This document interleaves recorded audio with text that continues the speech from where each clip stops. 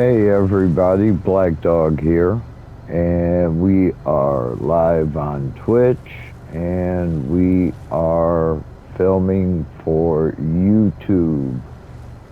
So everyone, welcome. Please feel free to join in, comment, or anything else. Oh my goodness. Sorry about that, folks. So where we are is we have found us a base and built it. We've repaired our ship, found us a decent planet.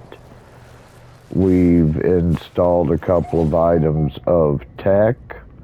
Our portable refiner is with us. We have a construction research unit. And we have built a teleporter with a biofuel reactor. And this is what will get us back and forth to the space station. Right now, we have several things going at one time. I'm sure you're all familiar with the video game formula of your main mission. Hello, viewers. Glad to see you all. Welcome.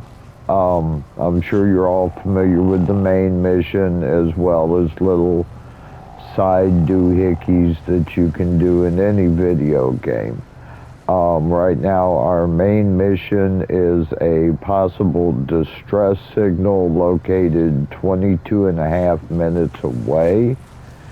And on the planet above us we have an ancient ruin and a drop pod to check out. So first off, let's go check this encoded signal coordinates. And top off our launch thruster.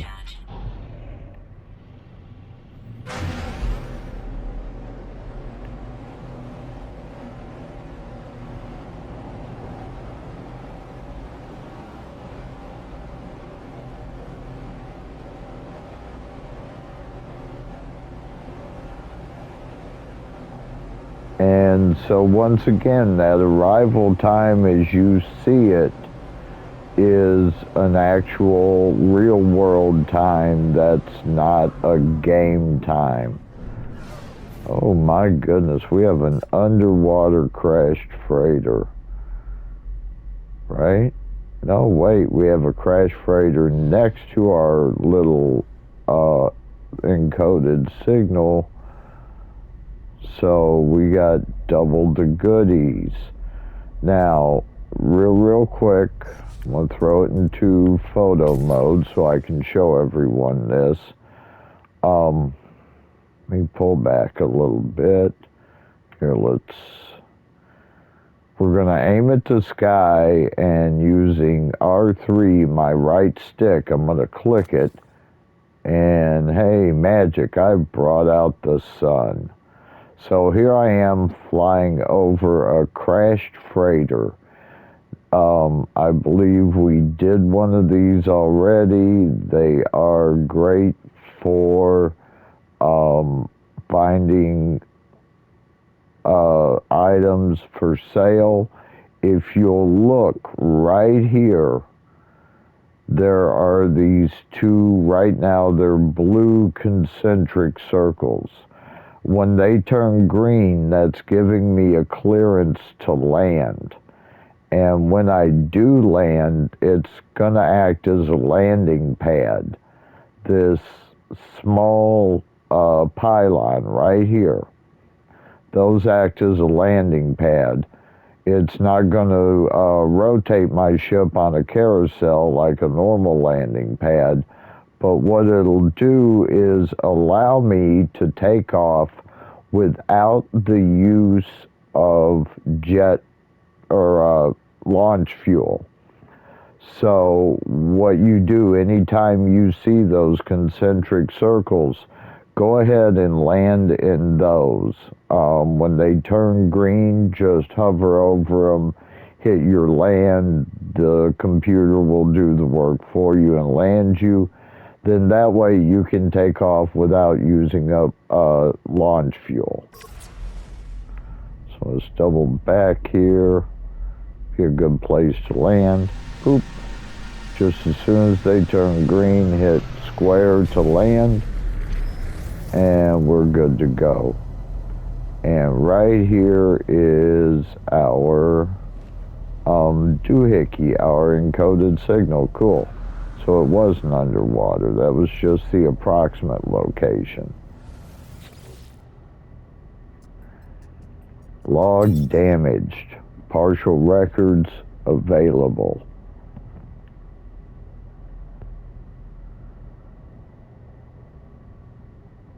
The signal has led me to the wreck of a freighter. Colossal fragments of metal scattered across the landscape. Were these messages nothing but the misfiring circuits of a long-forgotten ruin? Nestled among the debris, I find the pilot's log, blinking, awaiting input.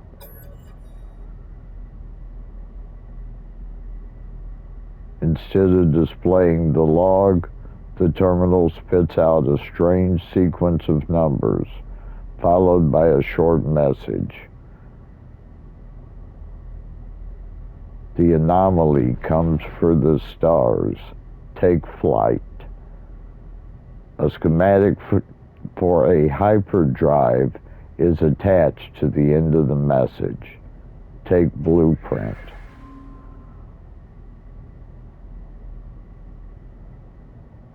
I pull a blueprint from the computer, but this hyperdrive blueprint is for a conventional starship, not a freighter this size. Someone placed this here after the crash, hoping it would be found. And there we have our hyperdrive, a faster-than-light propulsion drive that allows Starship to attain warp speed and jump between neighboring systems. User is advised to access hyperdrive systems through the galactic map. So we're going to need a whole bunch of chromatic metal, which we're going to refine, and we're going to need 4 more microprocessors, and we're going to have to find or buy those.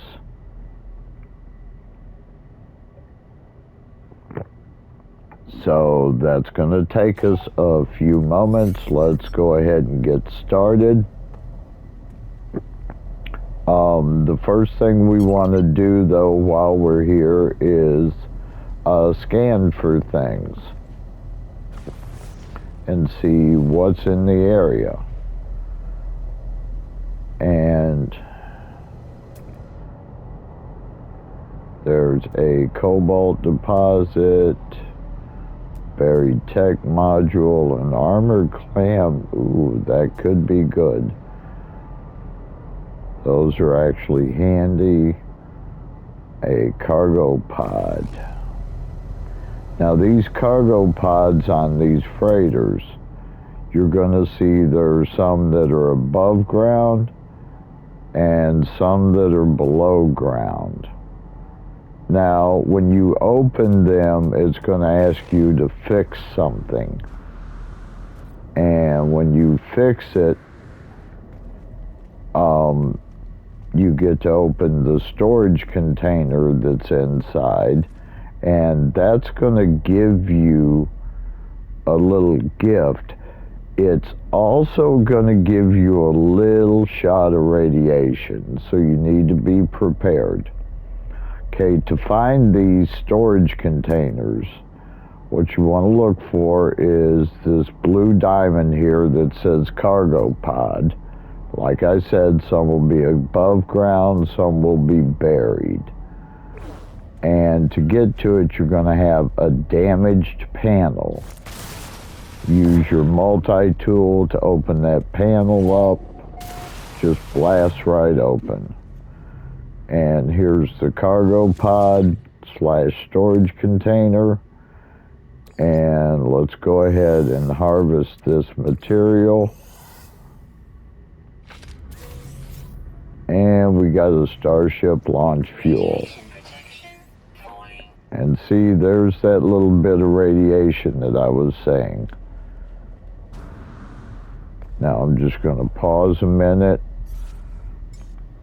refuel my life support, let my meters come back, and we're going to go over and do this pod. Now the reason I'm doing these pods, I could very well pull a couple of my needed materials here. Not to mention nanites, fuel, other items. So whenever you do run across a down freighter like this, it's always a good idea to run through here and grab all the goodies. Okay, so like here, that one is right there. Let's get over, see if we can get over there a little closer. Oh, I gotta get out of this little area. A little bit of parkour, if y'all will excuse me, I'm terrible at it.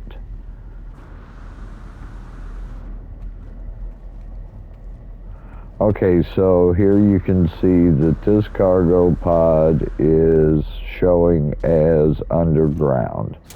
So to get to it, I'm going to use my multi-tool. Press triangle till I've got the terrain manipulator on mine, and just start digging a big old hole.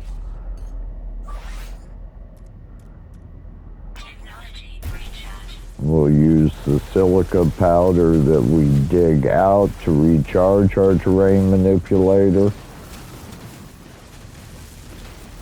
And there's the cargo pod. So we have to find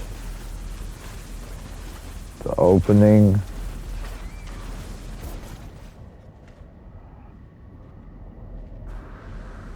There it is.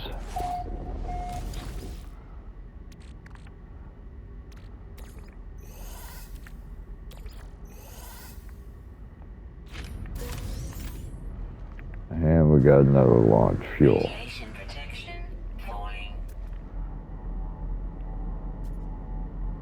There's one, and there's one.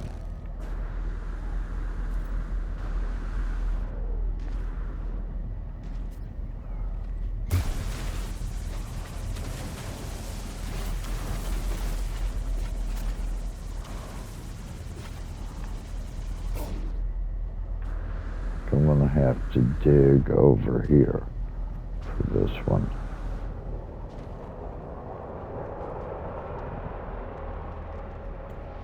There you go. There it is.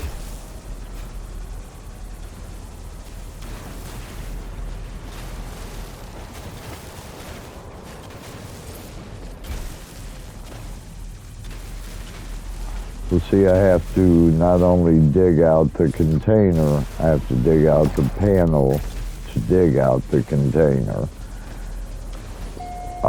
However, in the early game, the rewards are worth it. You know, you should be doing this kind of thing early game.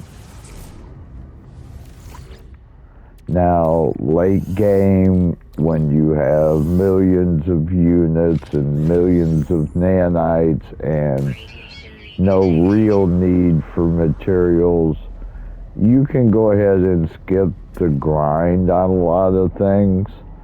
But early game, the grind is super, super important.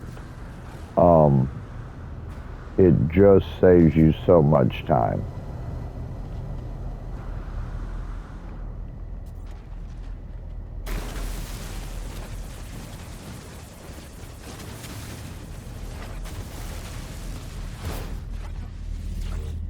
I guess I should say it saves you time down the road. Oh, we didn't get what was in it. There we go. Extreme radiation detected. Alright, so now we have collected all we can collect here, I believe.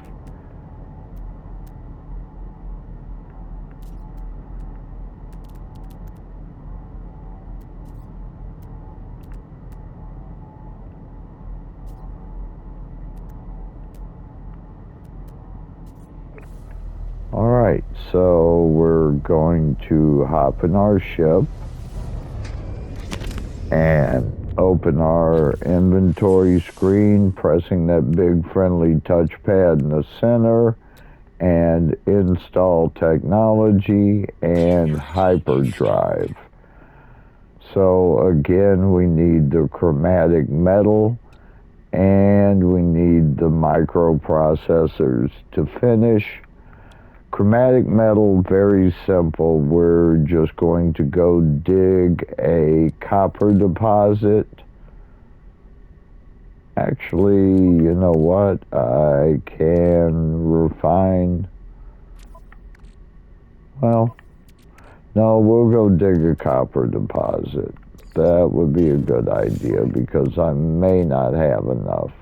It's a 2-to-1 ratio. So you kind of got to keep it going. All right, here we go. Go back to our base.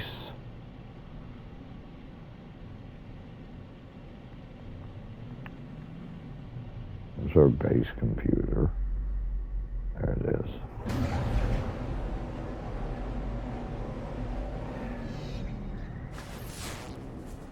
Going along, I'm going to kind of look for copper deposits, any abandoned buildings or operational buildings.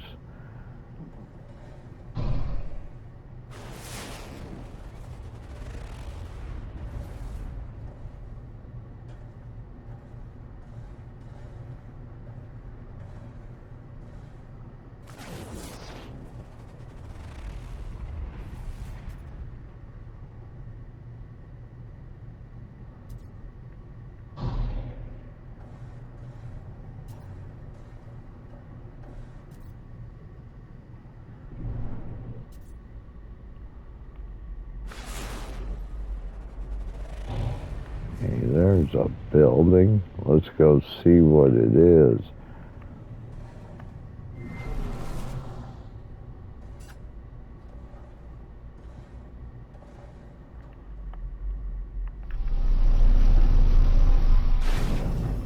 It is a save point tower. So always stop at one of these. Again, especially early game, it solves 2 items. It gives you a navigation data, it gives you nanites, and it saves your game.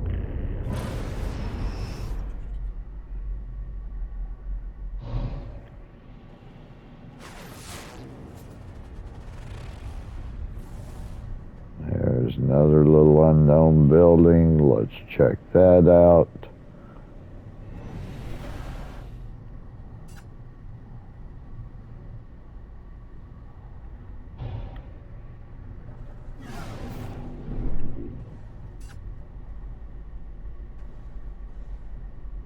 What do we have here? Another save data point. Go ahead and hit that.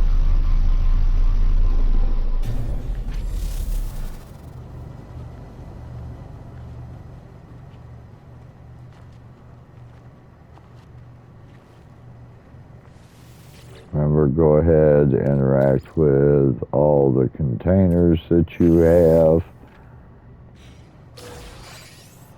Oh, look at that. There's 1 microprocessor.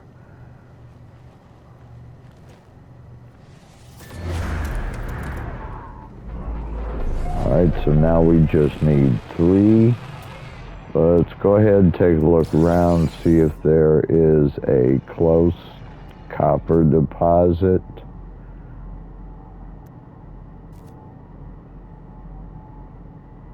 There's a cargo drop there. There's a copper deposit. So let's do this cargo drop.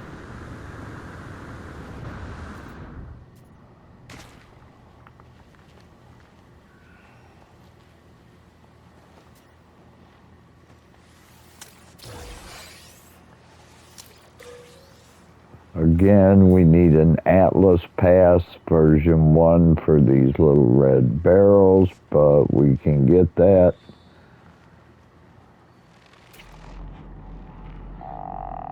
Hello, little guy. And copper, I saw copper here. So there we are, copper.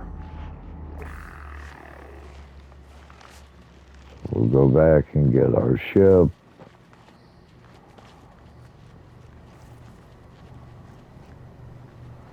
Is that a life form? It is.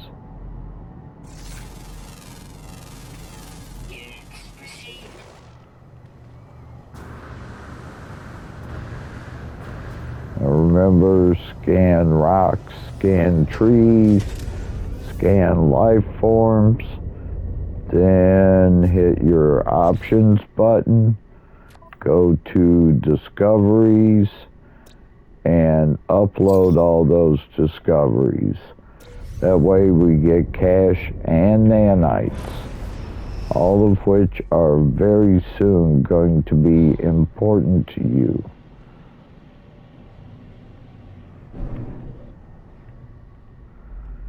There's our copper deposit.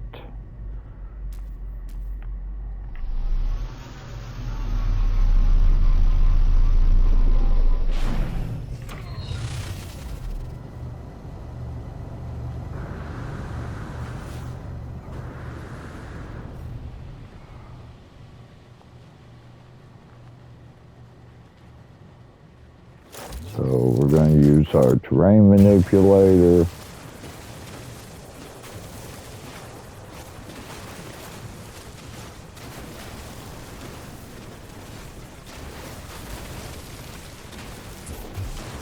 I'm not getting copper off that.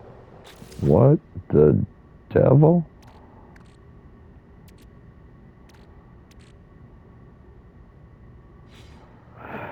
Okay, that is not an active copper deposit. Let's try that one.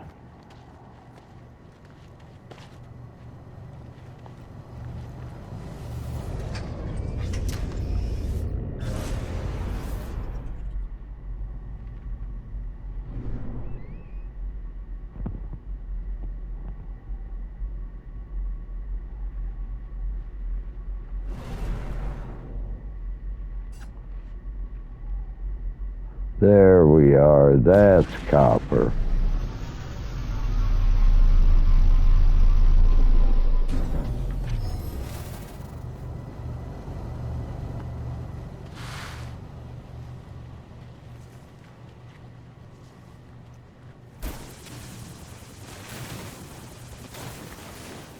That's actually a lot of copper.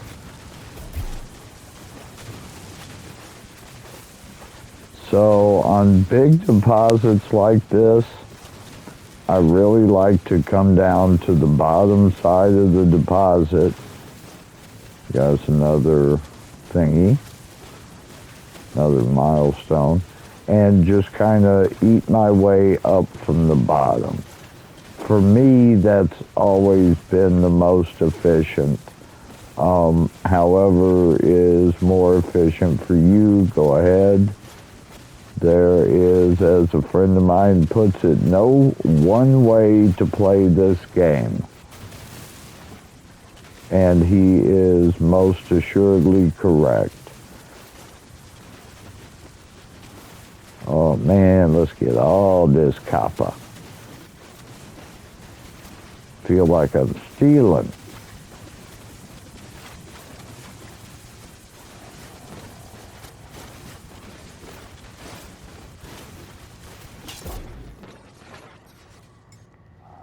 Again, let's use that silica powder that we mine naturally to charge our terrain manipulator.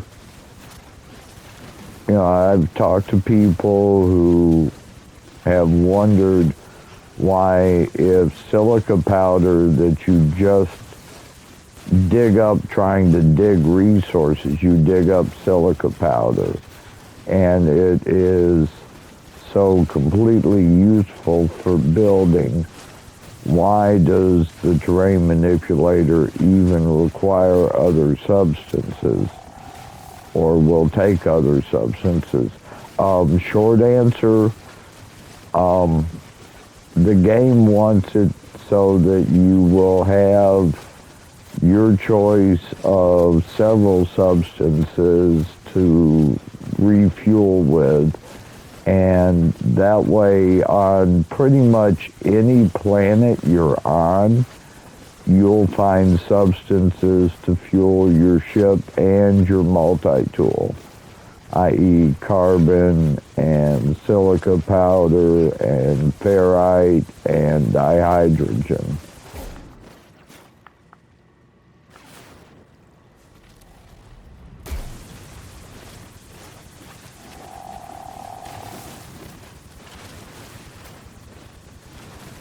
Now, it's little bits that I have missed that are kind of like hanging in the air that can't even hardly be seen.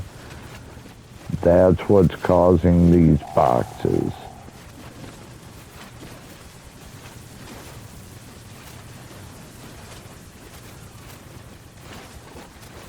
As you can see, I'm now getting basically just silica powder. I'm not really going to get any more copper. Oh, there is more down there. My goodness.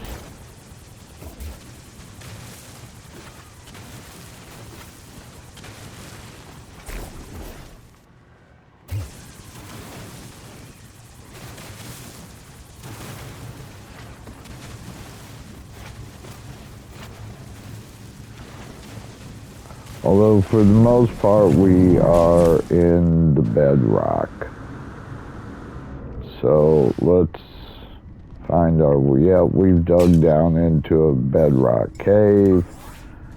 Let's just go ahead. The simplest thing when you're in a cave and you really can't see how you got in or how to get out, the very simplest thing is make a hole in the wall. Ta-da! There we go. All right. Now we definitely have enough copper.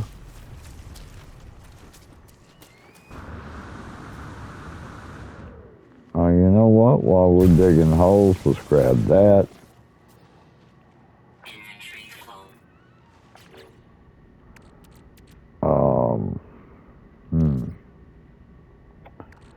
Is it?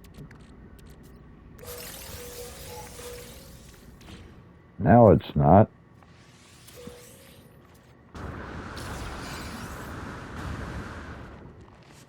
So for those of you who aren't sure what I did there, earlier when I had mined some dihydrogen crystals, that gave me little geodes, and pressing square to analyze or open the geodes freed up a slot within my inventory. So little things like that can be a helpful little problem solver.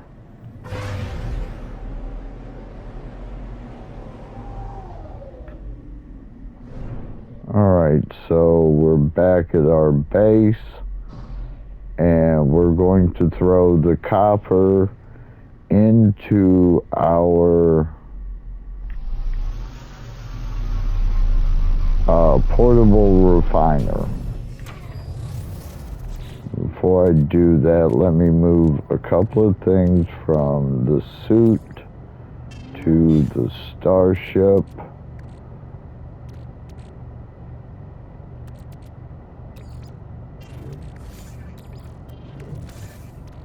There we go.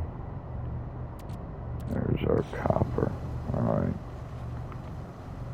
One of the reasons is I want to take our portable refiner with us when we leave. So let's go ahead and throw that copper in there. Copper. And we've got 51%, begin. Now, while that's brewing, we went out here, and I'm going to fuel my biofuel reactor. And I'll use carbon for that. And the reason being is I want to use my teleporter and go to the space station rather than flying up there and using launch fuel. It's basically you're looking to conserve early game, or especially if you're playing a custom permadeath or survival save, you really want to save on your resources as much as possible. I think that's enough. Let's put that in the suit. Let's put that on the ship. And let's grab our portable refiner.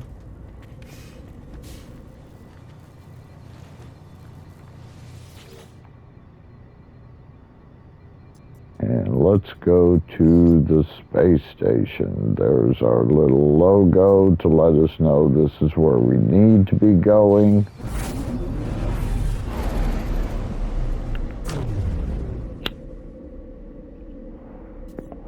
That was a quick trip. So, units required. I have 27,999. I need 82,500 to buy the microprocessors. Alright, so let's see what we can do to make a little money. We will sell a few items. So we're going to pick the exosuit inventory and then sell. And we're going to get rid of residual goop and rusted metal. Now, folks, rusted metal, residual goop, they will refine. Residual goop will go through a 5-step, slow, painful process that will ultimately result in nanites. Rusted metal will refine to ferrite powder. These larval cores that I grabbed, which are going to be the bank saver at 133,000 units, are also refinable into nanites. Almost all of your base materials and items can be refined, used, etc. Almost all of your base tech items, circuit boards, solar mirrors, quantum computers, they can all be sold. They're also used for tech installation and tech repair. So it's a give and take. Right now we need the units, so much more than the nanites, so we're going to go ahead and sell these 2 larval cores. And then I'm going to pull up my ship inventory, and I'm going to sell the other items that right now will give me a little extra boost of money. Now I'm going to go back to the buy screen, and well, before I buy, I want to make sure I'm not overspending. So I have 2 of the microprocessors. I need 5. So buy 3. And 1, 2, 3 microprocessors. Wow, that's a lot of money. Now, you can buy other stuff here. Right now, we're just going to hold on to our money. We're going to go to our ship screen, and we're going to repair our hyperdrive, our 125 chromatic metal, and our microprocessor.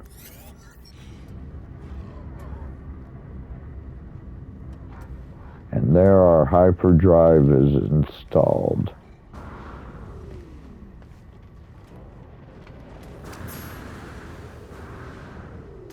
Journey milestone accomplished.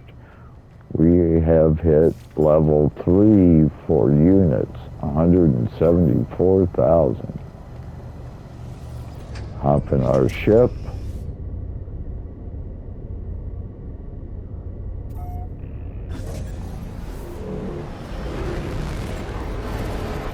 Objective complete. Auto diagnosis report. Hyperdrive successfully installed. Hyperdrive fuel status empty. Hyperdrive is complete. Perhaps I really will find answers out there amongst the stars. But without warp cells, I will be going nowhere. I need to find a source of antimatter. And tune scanner to antimatter.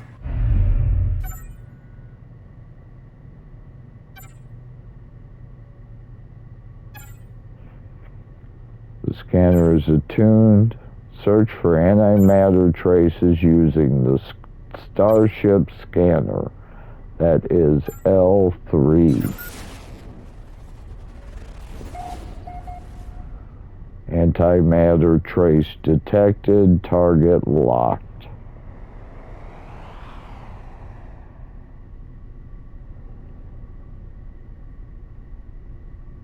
There is our approximate location. Now, approximate location is just that.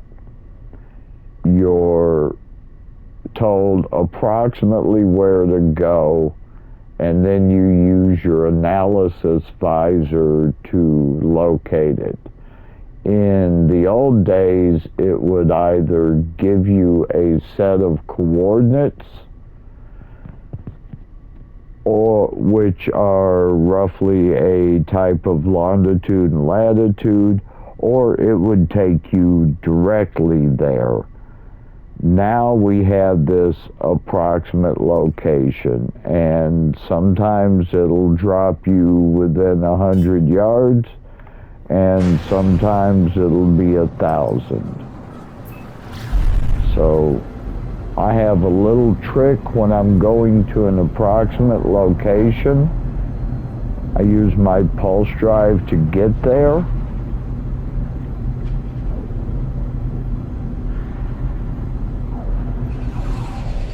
And then I'll enter the atmosphere.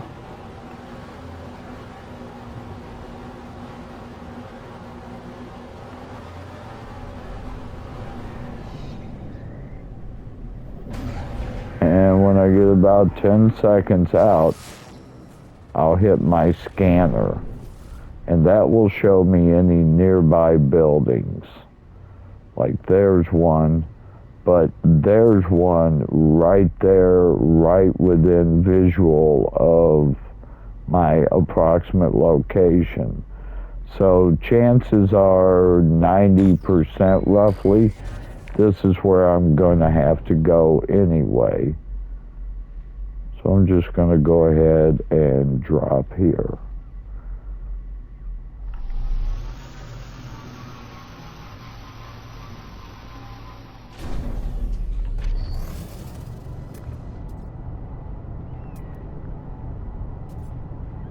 And there it is. Antimatter trace 68U. While I'm here, I'm going to go ahead and remember interact with the save beacon or waypoint saves and any boxes you find.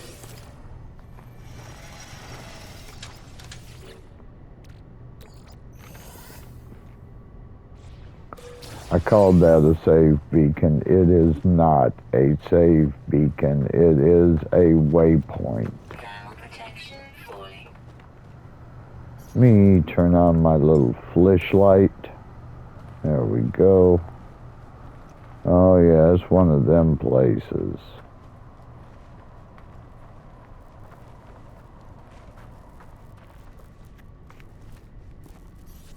We switch to first person. There we go, because there can always be one of them little whip plants. There it is. Go ahead and take him out. There we go, make sure we got the right tool for the job. Mining beam.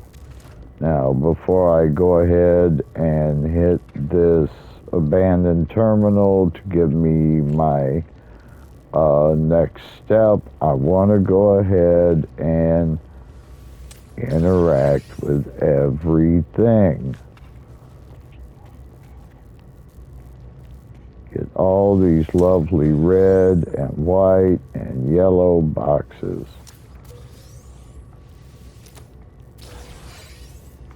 You definitely want to get this.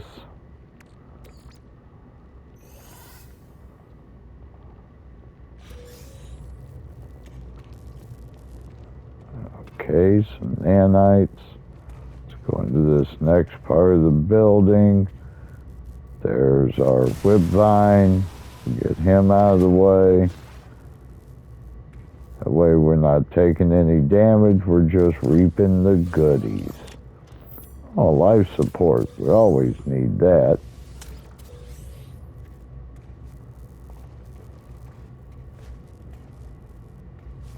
Make sure there are no wall displays that will give you money, nanites, learn you words, anything like that.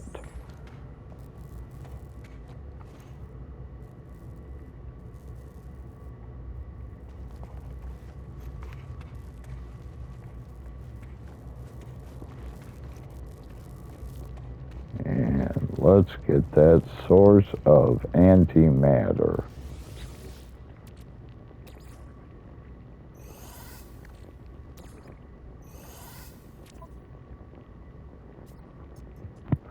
Terminal online, selecting key decrypting. Success.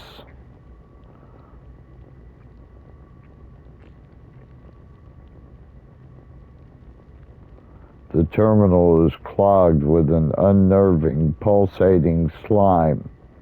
Nevertheless, it appears to function. As I touch the input panel, the alien substance reacts violently. I make a note to avoid getting closer. The device opens, revealing a single, unblinking crimson eye. It prints out a blueprint for antimatter accompanied by a strange message. You will find us when the time is right.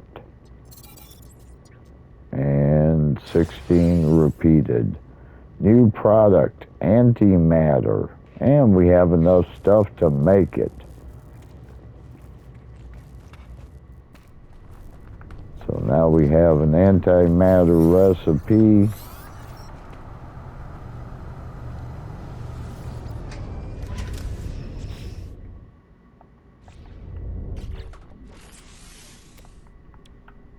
And there it is. Now we need to assemble an antimatter housing. We also have that. You know what? I'm going to make 2 of these.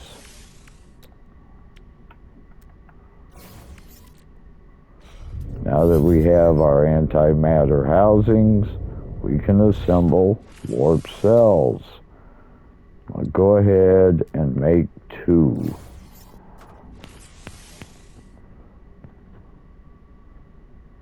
And our warp drive is ready to be charged.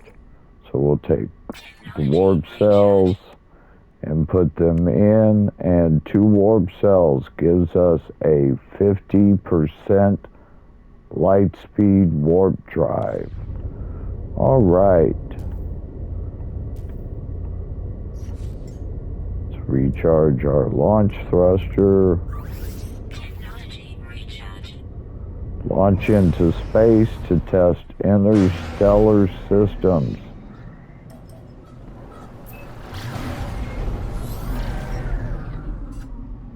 In space, access the galaxy map from the quick menu. Move along specific paths or browse and choose your own route. Warping requires warp fuel in your hyperdrive. Some systems require hyperdrive access to upgrade, or hyperdrive upgrades to access, pardon. So, to get to the galaxy map, you press down on your D-pad, then overwrite to galaxy map.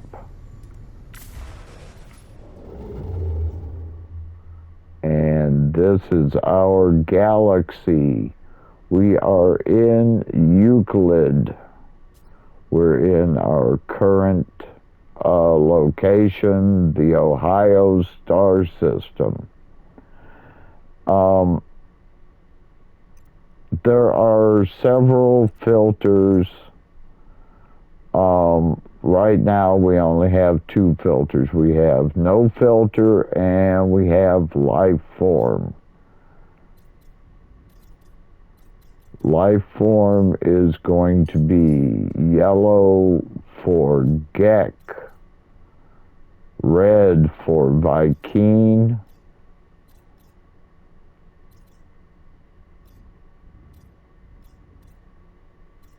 and blue for Korvax. Now, we may not be able to travel some of these. For instance, we cannot travel to red, blue, or green stars right now, only yellow stars. And we're restricted to a jump range. Our current jump range is 101 light year.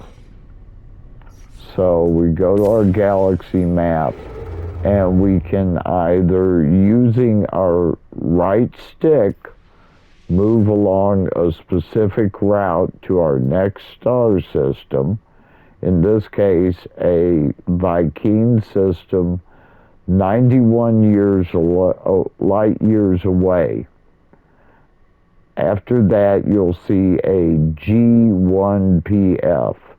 Now, that is a stellar code. A G-class star, which would be, I believe, slightly older than our sun. And the 1PF denotes specific mineral possibilities, if I remember correctly. Dissonant has to do with having a corrupted sentinel planet. So there's a lot here, and this is why I'm making this video, so that new and returning players who maybe have forgotten can take it one step at a time. When we press our 0 button, that puts us in free explore, and if we touch right or left on our D-pad, that will switch us to a path towards the galactic center. That is, as you can see, first by the solid line to Koyanohe system, and then by this zigzaggy dotted line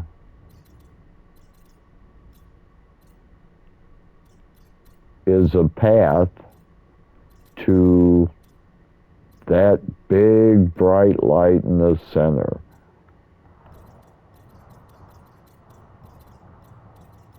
And we are 720,000 light years out, roughly. I'm moving in forward. I would never be able to jump this distance, but I just want you guys to get a feel of how large just the first galaxy map is. And there are 255 of these.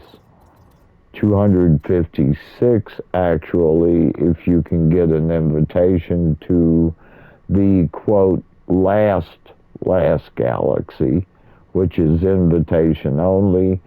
The previous 255 you can jump through.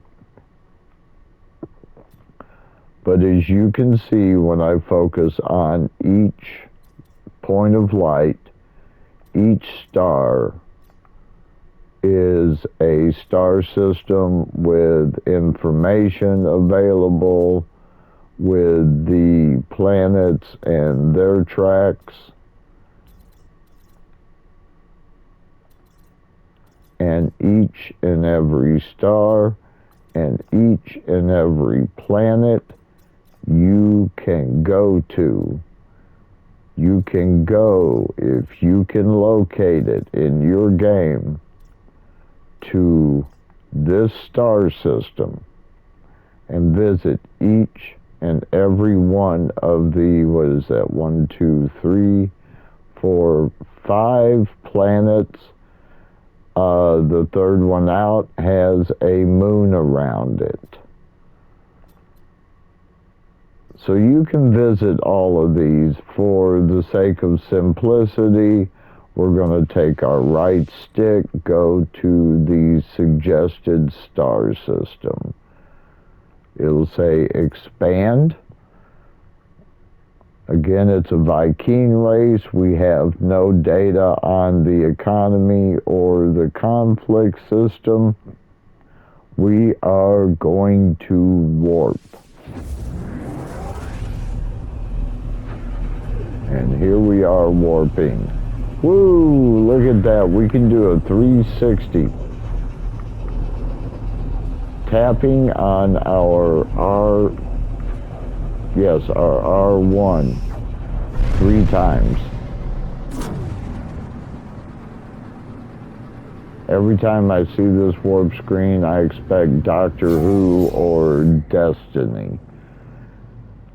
And here we are in a new star system.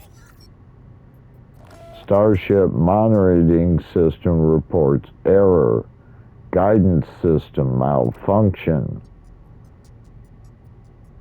Searching for other routes. Obtained. Destination in 16, 16, 16 KLS. Accept new guidance. Accept. Plotting route.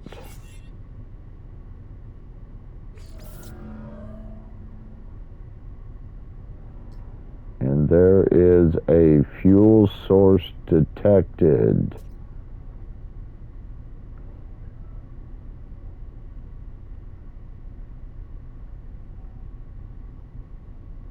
Okay. So this is not a first discovery system. It was discovered by Chad Thundercock. Alrighty then. Well, that's great.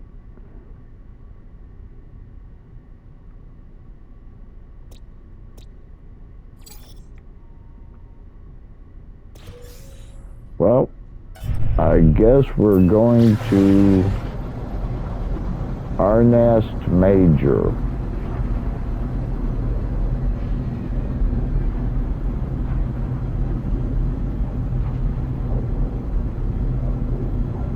So I'm not sure why I have all these discovery planets or systems. I really shouldn't. I should have just this one.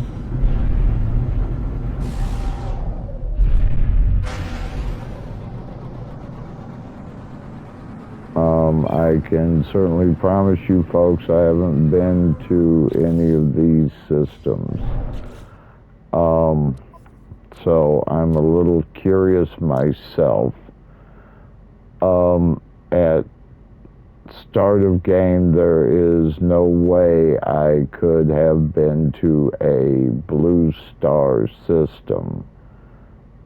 Just not possible. So really unsure what's going on. If any of you have ever run into this bug before, give me a holler. We are going to go ahead and stop here as we're running out of record time. Thank you for joining in. Big shout out to Squish. Big shout to all the people over in Wet Chat.